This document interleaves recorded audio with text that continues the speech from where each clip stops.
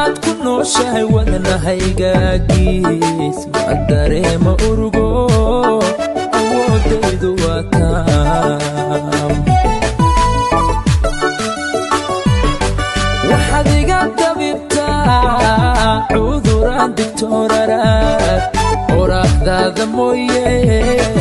irbadaana lagu dirin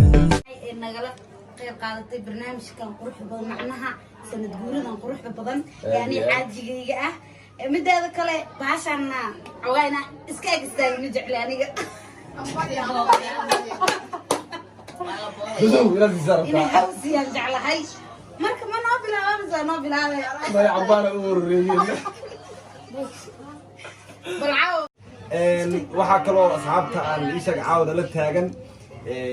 hadiyadaha hortaan iyadoo isbeddelsiinay laakiin hadiyada mid ugu qiimaha badan ee Ilaahay nagu manaystay ayaa dhaxdeen hadda ku jirta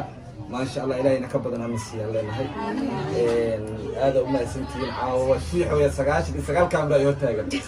wayna ana hadda ma xarootaan oo isdoo macna shiix dadkii qaasi ama macmuustan min calm wala soo baxda camal anaga xaroon waa ka xaaltameena هيا محمدو محمد صحابته leedahay asiinas u yaqaan Soomaali محمدو هيا sanka kor taag baba mid kale waxa soo dhaw Ilaahay raado kulay 3 bilood ka dhiman aan jeclahay Janaayo 18keeda maalinka ii sheeg Maxamed nagu soo biiro qoyskiina anagoo laba aawna sadeexeeyay wayna soo dhawdahay waxa ka dhiman waa 2 bil iyo barsan jeclahay maalinkaasna kulay maalinkaas guriga iskala tageynaa banaanada isku balansaneen hadii Ilaahay raado waxaan jeclahay maalinkaas halkaas barkaasina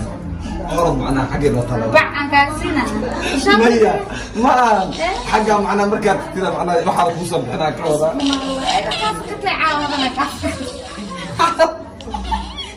والله ما والله بالله ما انا بدي انا وحاجه بعكسينا كودا نودي وين هاتطاس لكن اساس مولجيد عادي نغلا قيب قادتي برنامج كان قروح بدن معناها سند جورنا قروح بدن يعني عاجيجي مدة هذا كله بعشان عوينا اسكاك استاج مجعل يعني